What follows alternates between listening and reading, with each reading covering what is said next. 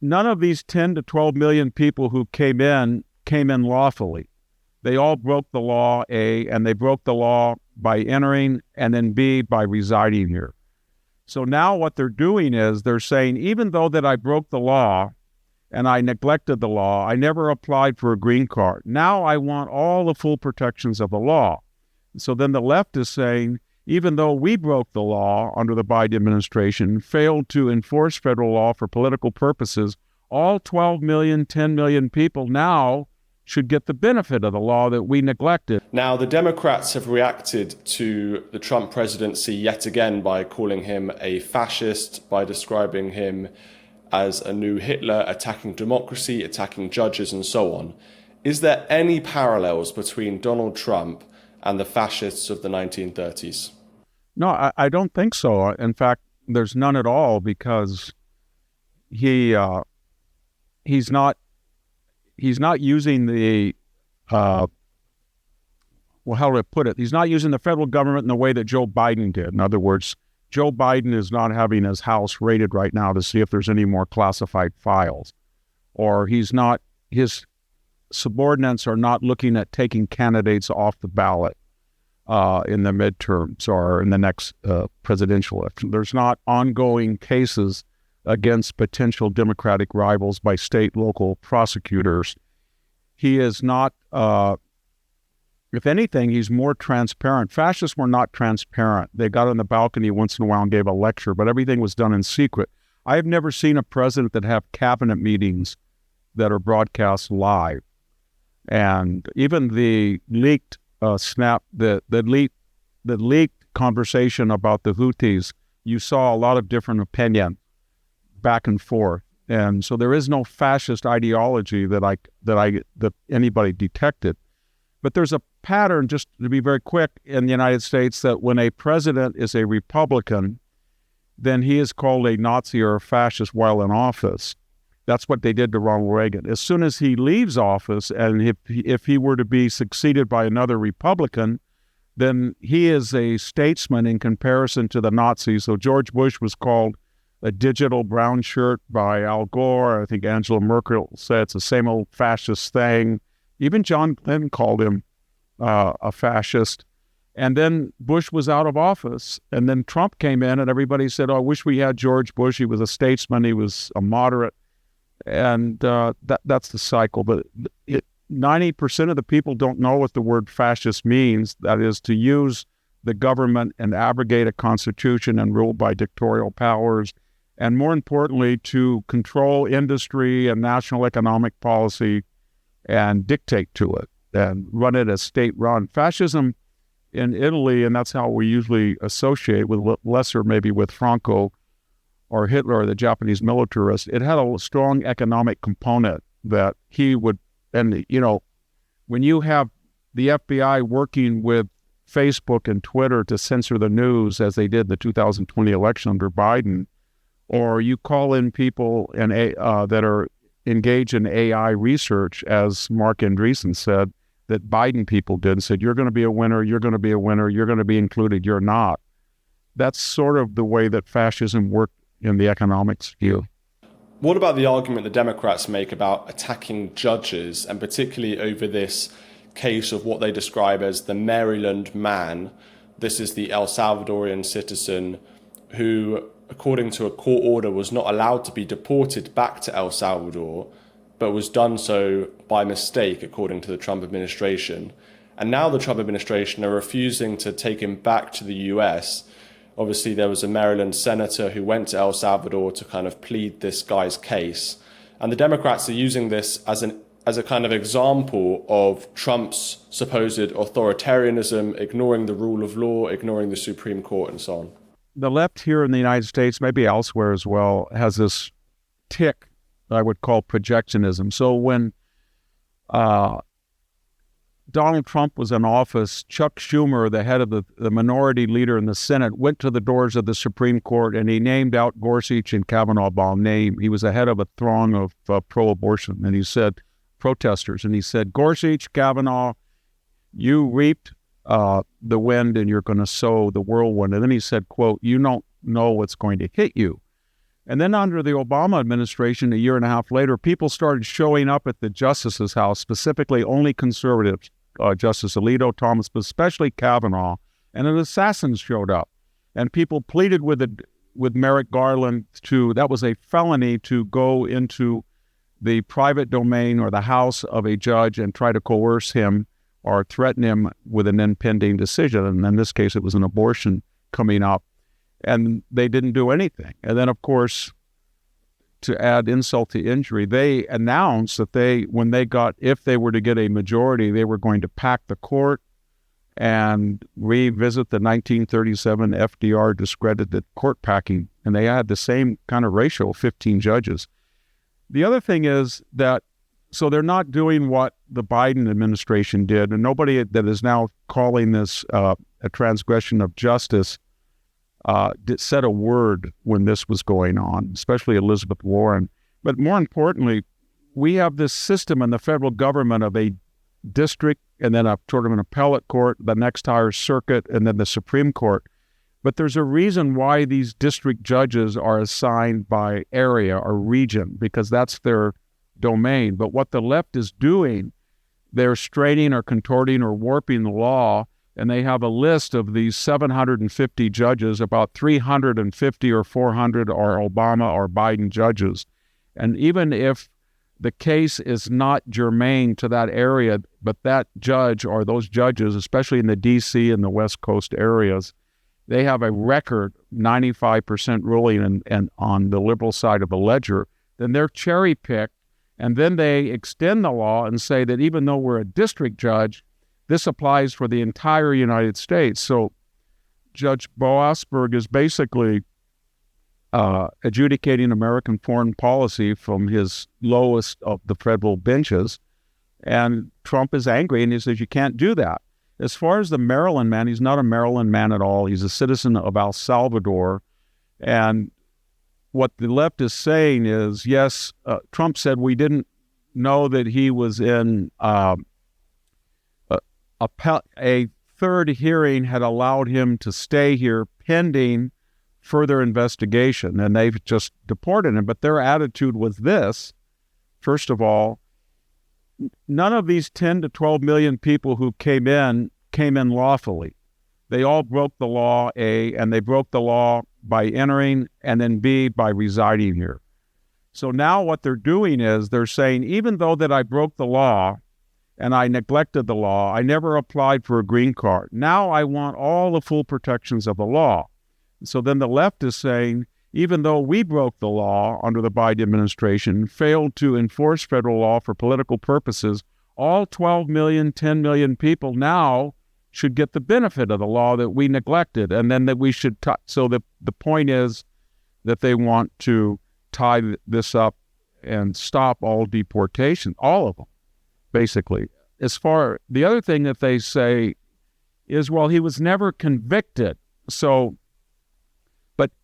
And then they also say these were not judges, they were immigration adjudicators.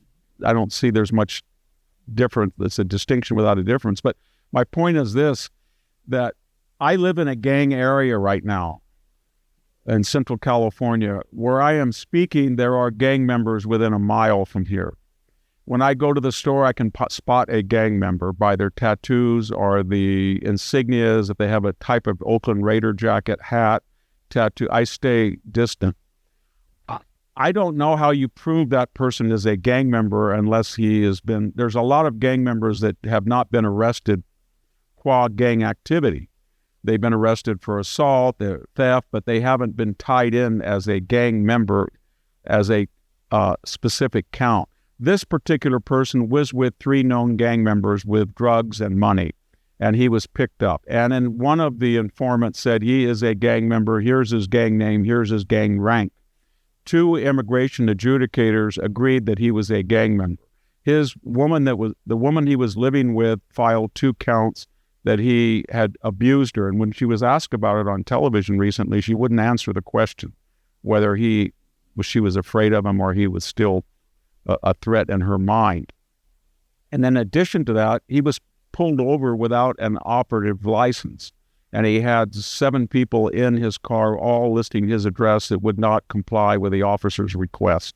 And the assumption was that he was trafficked. In all those cases, he did not go up in front of a judge and say, you're guilty. But the argument the Trump administration is using is, we don't have to show any of that because this is a privilege. It's not a right to come into the United States. He came in illegally. He never applied for a green card that we know of. He doesn't have a green card. He didn't apply for citizenship through his wife.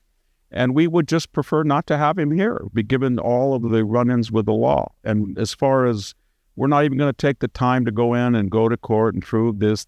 We just don't want him. And this is true for the other 500,000 people that are either gang members or have records. They entered illegally. And so,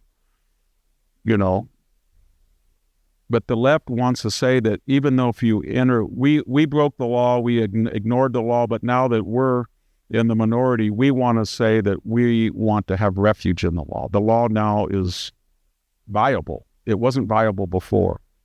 And that's where everybody's confused. If you look at the latest Harvard-Harris polls, 74% want people with a criminal record deported immediately. So this is a lose-lose situation, and it's part of a larger narrative or paradigm where the left that doesn't have power in the Supreme Court, the House, the Senate, the White House, the popular vote, referendum, the Electoral College. So they are trying to find performance art stunts to galvanize this anti-Trump, and they fixated on 3 or 4 figures. The assassin Luigi Mangione, who laid in wait and shot and killed a healthcare executive, a man from the middle class, by the way. He was an aristocrat, the killer, Mangione. And then they fixated on Mr. Mahmoud Khalil, who was a pretty unapologetic green card and earlier student visa holder who was pro-Hamas and was integral in these sometimes violent demonstrations at Columbia.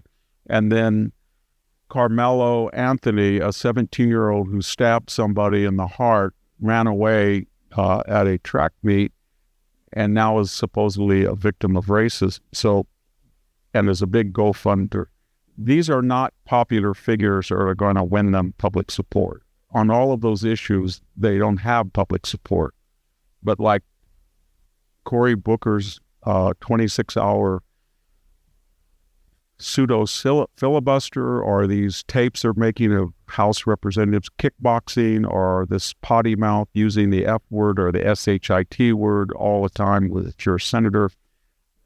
We've never seen anything quite like the theatrics of the opposition here. Have you ever seen a headline so biased you couldn't help but laugh? Well, here's how you can cut through the spin and get a clearer picture of what's actually happening out there.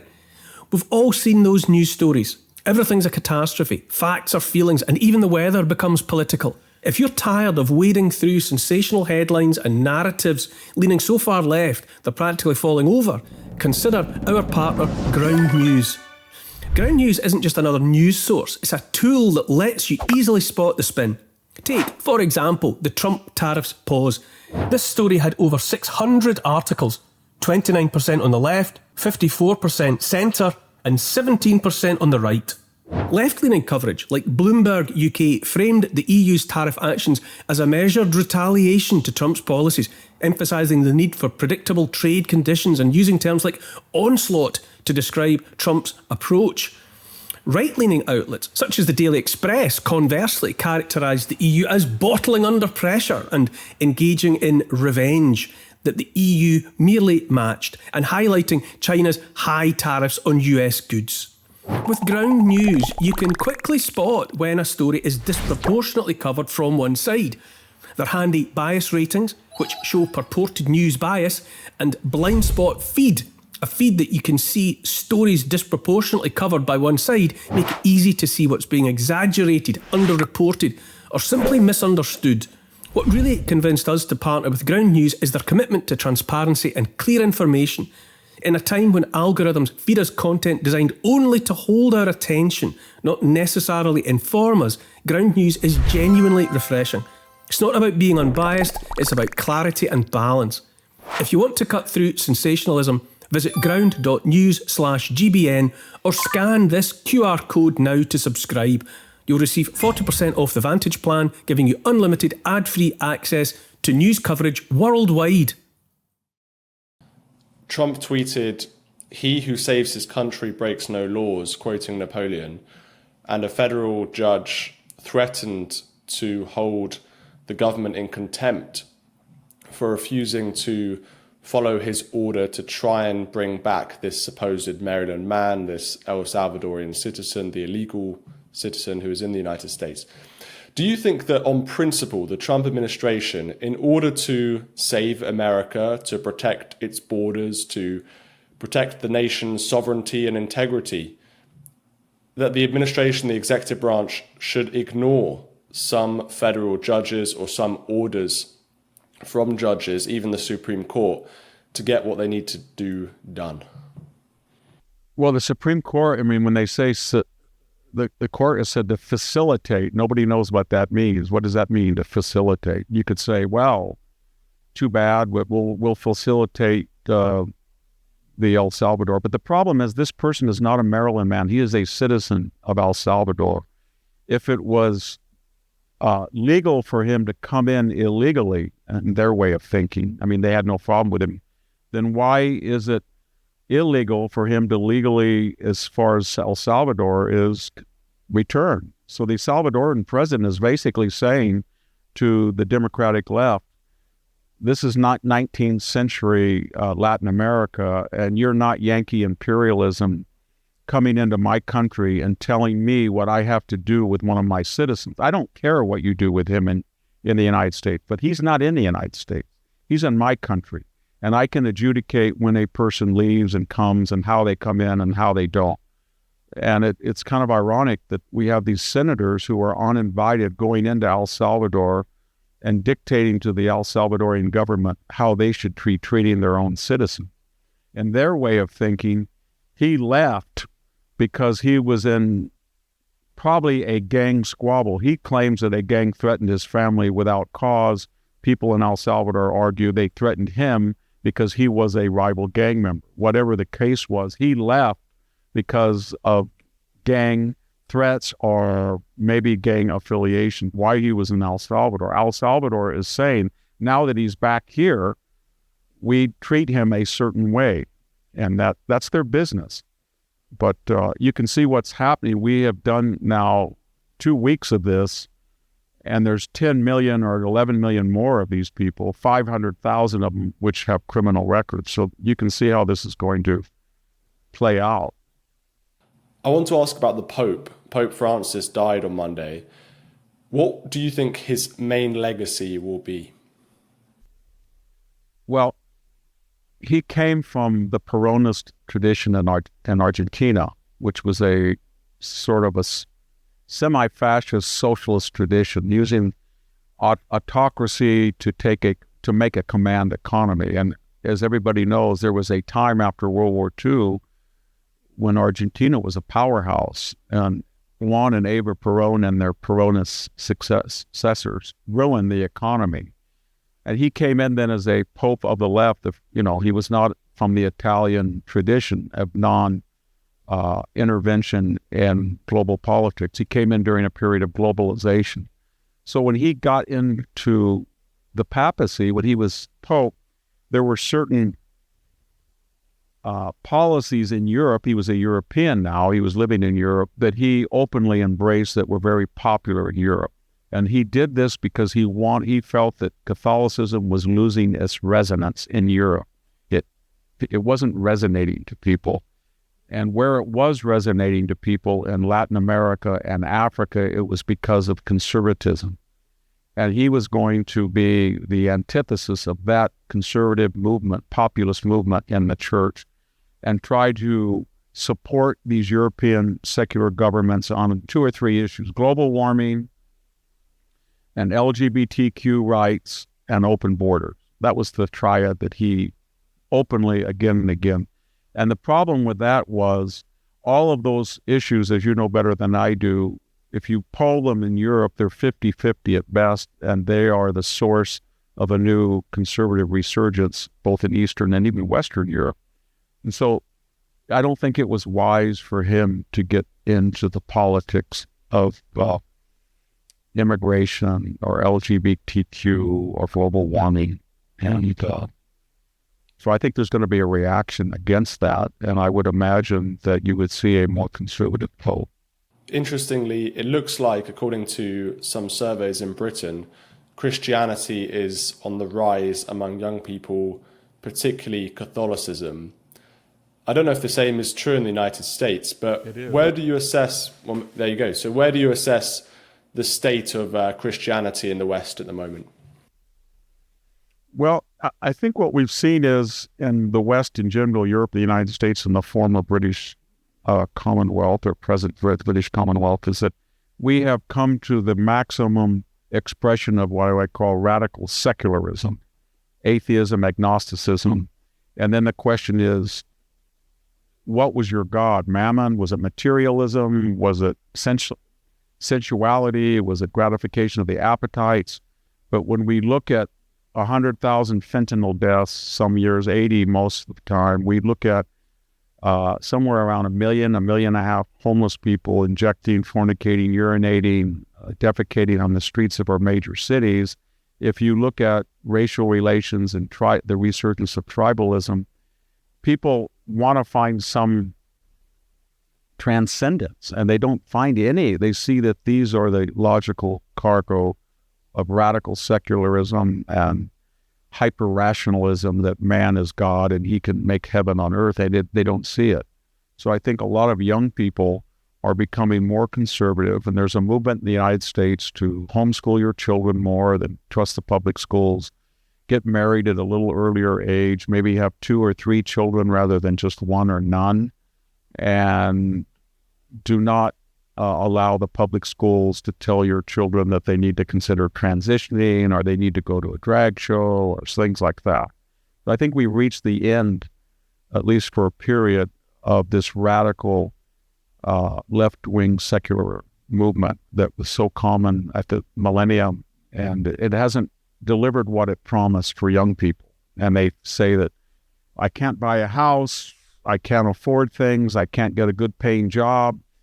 And the popular culture, this is very popular among men, not just white men, but Hispanics too. And you see it, the greatest resurgence in Catholicism and religion in general among young men. I think one reason is they have been targeted as toxic masculinity, and with toxic masculinity in the schools. And they look at the actual world around them, and they say 55 to 60% of graduates on federal student loans with all sorts of subsidies are women. And we are not the majority on university campuses. We are not the majority that go to 4-year colleges. And so I think that's part of it too, that men want to find a traditional masculine role, be a head of a family, buy a house, and be more religious and transcend. It just didn't deliver. I mean, at the end, you see all of these people with Botox and all of these efforts to get young. And I think the iconic scene was on the Jeff Bezos space shot when you had these women, and I mean, they had lip expansion, they had Botox, and they were trying to triumph in a triumphant fashion. They were trying to broadcast feminism, but you thought to yourself, this was very sad, because they really didn't take the control of the capsule. There were men down below that had planned it, had engineered it. They were very unlike the other space shot of the Bezos rescue mission, where the woman in there was very heroic. She had no makeup on. She was there for months on end. She was an integral. That is. So I think everybody's tired of all that, and the internet as well has destroyed traditional relationships, multi-generation families, and I think there's a move, at least in the United States. And Donald Trump, for all of his personal excesses, ironically, is the biggest political advocate of this. Sticking with the theme of young people, Harvard obviously is one of those great American institutions, incredibly liberal institution. It's going to war with the Trump White House at the moment. the Trump team are trying to force the university to scrap its DEI policies. Harvard is claiming that this is an attack on freedom of speech, and this is government overreach trying to interfere in how Harvard hires and fires its staff.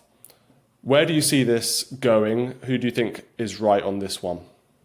Well, I think it's been mischaracterized. I'll give you an example. I taught for 20 years at a state college nearby. And at one point, the Clinton administration came in and said, for every male athlete, we want a female athlete. And then the university said, although we're a public university, we're a state university, you don't have a right to come in and tell us how to run our university, because football and baseball and basketball are big money earners, and they're all male sports. So you want us to take our earnings from male sports and then to fund, but nobody wants to go watch to the same degree girls track or girls basketball. Well, nevertheless, that the federal government came in and said, you will not be getting any federal funds, which was considerable. And we have done that for a long time in this country to private, public universities. So this isn't new. What I don't think Harvard understands is, I mentioned this in a column the other day, they're sort of like a picturesque rock, and everybody thinks it looks very nice out on the countryside on a pleasant hill. But you flip that rock over, and what's underneath it, I don't think they want the public to know. They do not want the public to know that they are charging 50% surcharges overhead on federal grants. They do not want the public to know that they increase the rate of tuition at double the rate of inflation once we had $1.7 trillion in federal loans that they used. They never guaranteed their endowment against their student loans themselves. So the people are saying half the people don't go to college. Why should they subsidize these wealthy colleges with federal money student loan? They don't want to know that there are separate graduations predicated on race, separate dorms predicated on race, separate spaces predicated on race. And the old Harvard Ivy League excuse, well, these are just auxiliary, or they're just alternate.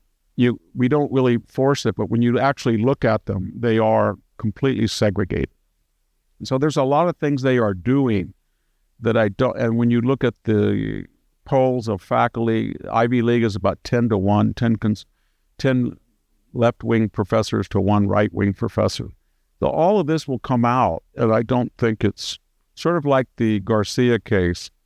They're fighting over the legal niceties, but when you look at the actual polls, people say, well, it's a privilege to come here. He came here illegally. I just don't want him here. There's all these people that want to come legally, and they've got PhDs and business skills, and they knew English, and I just don't want him here. And that's how they look at Harvard. They say, we have nothing against Harvard, we just don't want to fund it. So Harvard's going to have to come up with an argument that says, we are transparent, we are not biased, we don't try to evade the ruling against affirmative action, we honor the Civil Rights Code, we will step up and use our big endowment to guarantee our own student loan. I don't think they want to get into that, and they will have to if they keep doing it. One recent intervention made the news from George Clooney. This is the Hollywood actor discussing his latest films and projects and things, but also opining on politics. He famously wrote this op-ed in the New York Times criticizing Joe Biden last year. And he's obviously not a fan of Donald Trump. He was praising some of the Democrats sort of ahead of the next presidential election. What do you make of George Clooney's recent intervention? He intervened, and he said that the Obamas had asked him to use his celebrity status to write an op-ed at a critical time after the first debate when Joe Biden was shown to be non-compos mentis to the nation, and he was the catalyst, and he welcomed that role. And he thought that feather in his cap, that he was the one that started the momentum to remove Biden. But of course, Kamala Harris, although she raised $1 billion, lost the election. So then there was recrimination that maybe Joe Biden, because when you actually look at the vote margin. Of course, he won the popular vote in 2020. And I think I'm correct that 95% of all the counties in the United States flipped from a Biden Democratic vote to a Trump Republican vote. And then, so there was a blame gaming at Harris. At that point, he flipped and said this was very unfair, that he was used. And he got kind of angry at the Obamas, and people were blaming him. And so I don't think he has much credibility. I don't think people listen to him. If you want to, there are people that, Tucker Carlson or Joe Rogan or people on the left like Pod of America or whatever they are. There are people who have podcasts that reach more people than his movies now. And I don't think he has much clout. Younger generation people don't seem to know him. And I think that's part of the problem with the Democratic Party. It's supposed to be youthful and edgy and hip, but, paying Oprah or paying LeBron James or paying Stacey Abrams to endorse you or to do a film, people don't even know those people that much anymore. They're new heroes. They're looking at podcasts, pod videos, all sorts of different things. And I thought the Republicans would be very square and behind the curve, but they're not. And so that's part of the Democratic problem right now. That's why they're looking at AOC or Bernie Sanders. Maybe everybody's a socialist they think is young. They're trying to find out how it happened that the 18 to 30-year cohort in some states, the swing states, was either 50-50 or went slightly to Trump. But overall, they only won by about 3 or 4 points. And they can't believe that happened.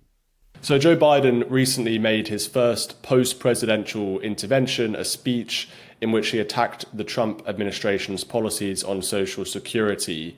Has his legacy changed at all in your mind since leaving the White House? Well, I think it's got much worse because we've had now 3 books written by people of the left who are very angry at him and because of the loss of the election. But one of the ways they express their anger in these books, the Allen book in particular, is that there was a massive cover-up, and they even plead guilty to it, and people knew that he should have been removed, and he wasn't.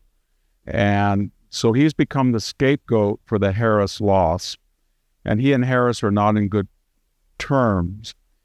He came out for his first public, maybe he had been speaking elsewhere, but he spoke to a disabled group in Chicago, and he charged them $300,000.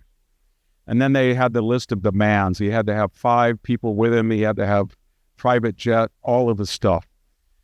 And then when he actually spoke, he was supposed to speak for an hour. And this was the whole occasion was to dispel all of these rumors that he was senile or had memory problems or cognitive issues, and to reassume the mantle of a senior statesman in a leaderless party. Well, he got out of there, and they had the entourage music, and he apparently he was deaf because he started speaking and no one could hear him because the music was still on. And then he started attacking the president, the current president, which you don't do as an ex-president for at least a honeymoon of a year. And then he didn't tell the truth. Donald Trump has not cut one dime of Social Security. What he has done is had auditors say, we're looking at birth dates, for example. If people were born before 1920, it's very unlikely they're still alive. And if they are 100 and, if they're 105 or whatever, are they getting Social Security? They didn't cut. So there's auditing going on. But he knew that. And then he compounded that error by only speaking. He was so befuddled, he quit out. He said, that's enough. He quit. And then he has this, he's frozen in amber on racial issues. It's very ironic because he attacked Trump and said he was mean and he was heartless and all of these accusations. But then he went off into some bizarre cul-de-sac about seeing a bus of colored kids, he said. In the United States, people haven't used that word since the 50s, but it cemented the image of Joe Biden put you all back in change. Obama's the first black president who's articulate and clean. He called two of his subordinate African-American aides boy. He's used the word colored before. So it didn't work well. And almost everybody came out and said on the Democratic side, I just wish he wouldn't do that. Just go back. There was also a subtext to it. Once he came into in the presidency, or he ran in 2019-20, his cash flow was truncated because people were looking at him now. And that family had received during his vice presidency through Hunter and his brother Jim, probably in aggregate $20 to $30 million. And that's why he has these lavish homes. But once he became a candidate, he didn't have that type of money. He probably still has the overhead with these beautiful homes. So there was a subtext that he's coming out now immediately at the age of 82 and trying to make money because he finds his pension, which is very generous, not sufficient given the amount of money that he had. As people have remarked, he basically lost his great source of income, which was shaking down foreign governments for the last 5 years. And now he's back on the circuit trying to recapture that. But he has no market value. And I don't think he's going to get very many gigs. One of the recent stories that seems to be engulfing the Trump administration is Pete Hegseth, the defense secretary.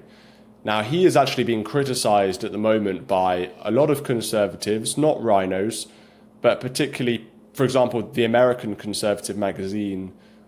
People were saying he's sort of surrounded by hawks and neocons, and that he's being fairly incompetent with this Signal chat, potentially putting, secret information onto Signal. And, we recently had that story where the Atlantic magazine was added to the Signal chat. And there's negative briefings against him from various people who just left the Pentagon. Do you think that Pete Hegseth should go? Should we replace him with someone perhaps more competent, less hawkish? Well, if you look at the people around Trump, then you've got the hawkish people are around Waltz, the national security advisor. Marco Rubio is in between. J.D. Vance is the MAGA restraint wing. And Pete Hegseth is sort of where Rubio is. He goes, yes. So he inherited good friends. There was a period in his life when he was a hawk.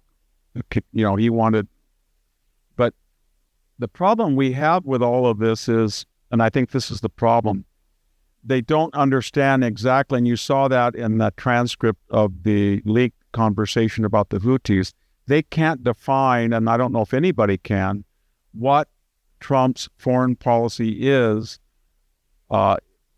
with the use of force, especially in the Middle East. Is it Jacksonian? We saw in the first term that Trump said he wanted to get out of ground operations. He basically did, but he killed Soleimani.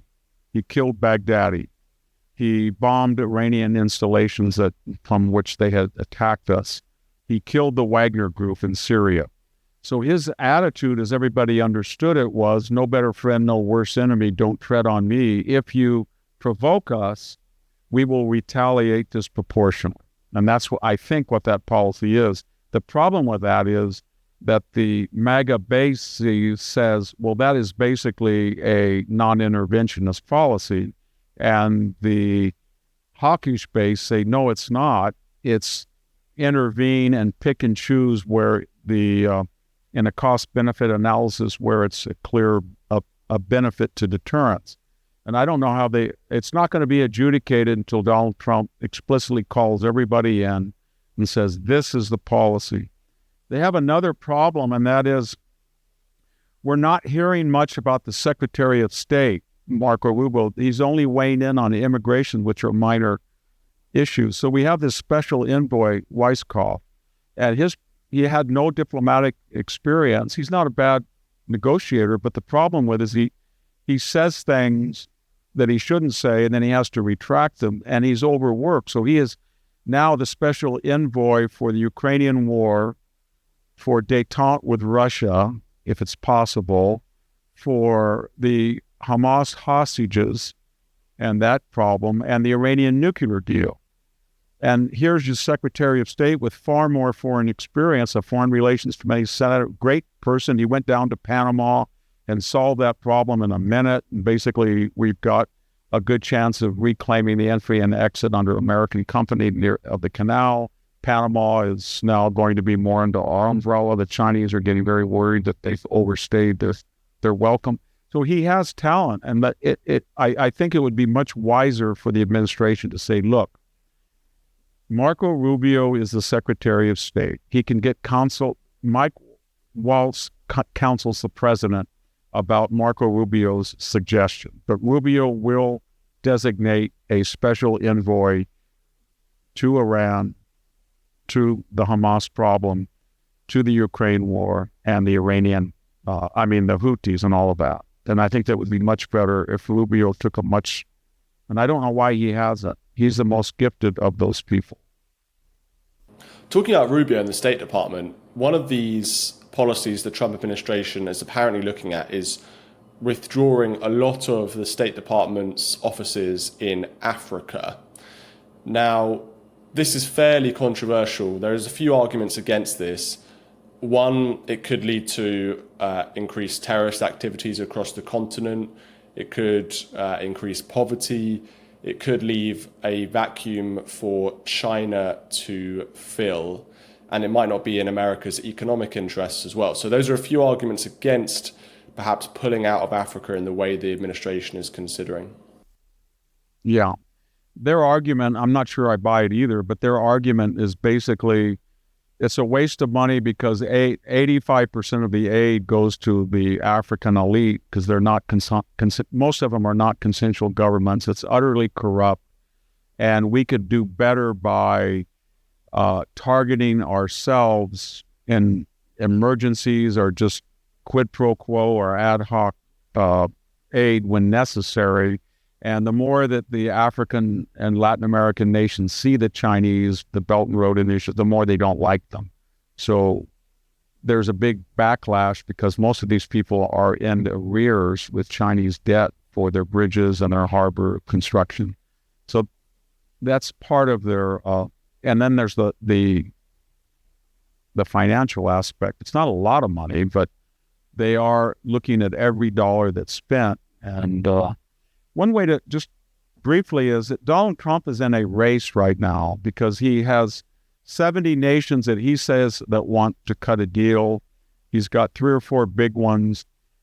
But if you look at the pressure on him, he's got the left. You have Jeremy Raskin saying, we're going to hold responsible any foreign nation that works with Donald Trump. You've got the left just hysterical.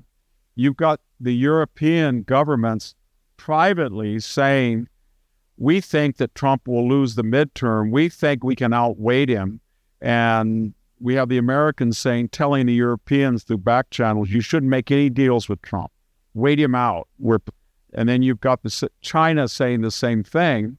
And then you've got traditional quasi-conservative venues like the Wall Street Journal that's every single day saying Trump's going to cause a depression. Trump has ruined this.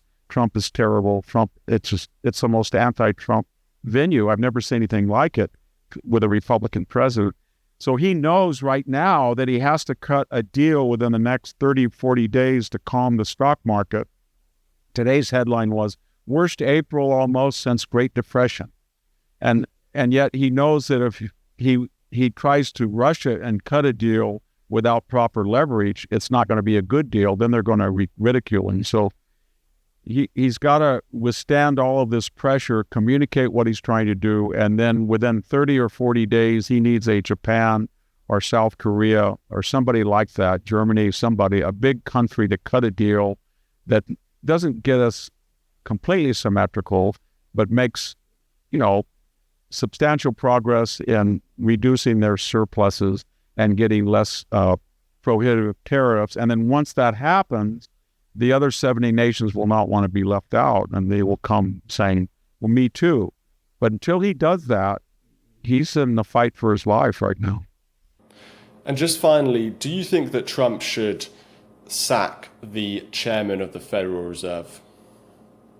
On principle, no, because once a president starts to intervene in that independent quasi office, then bad things happen. But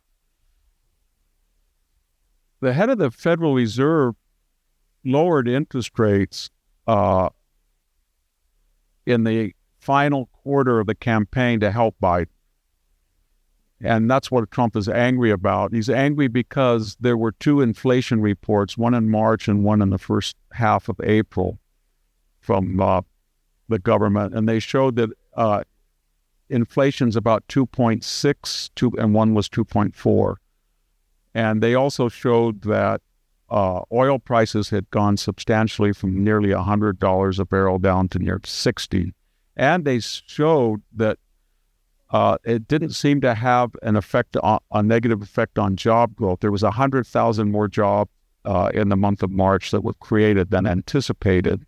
And in addition to that, there's $4 or $5 trillion of new foreign investment that's coming. So what Trump is saying is, if the indicators were not that positive and he lowered the interest rate, and yet there's no sign of inflation these couple of months, why doesn't he lower the interest rate for me? And the answer is because he's a partisan. So what Trump has decided to split the difference. If he fires him, he's going to be in big trouble, and he's going to further rankle the markets, and the Wall Street Journal and Wall Street in general are going to go after him. So he doesn't think he can politically fire him, but he wants to put pressure on him and to lower interest rates by attacking him. And the problem with that is, if you do get an interest rate quarter point reduction, then everybody's going to say that the Fed caved to Trump. So they're going to maybe hold out longer than they would have anyway. So I think there's going to be people like Bassant and others will tell Trump politely, don't go after the Fed. You've done what you've achieved your purpose. He understands that he's under pressure now. Now be quiet so that he can lower interest rates without making a connection with your rhetoric and pressure. And that's where we are. But I don't think it's a good idea for a president to fire a person when he disagrees with him publicly. There's times they've done it before, but it doesn't look good. I have other questions about the Federal Reserve and what they have been doing, but that's a different topic.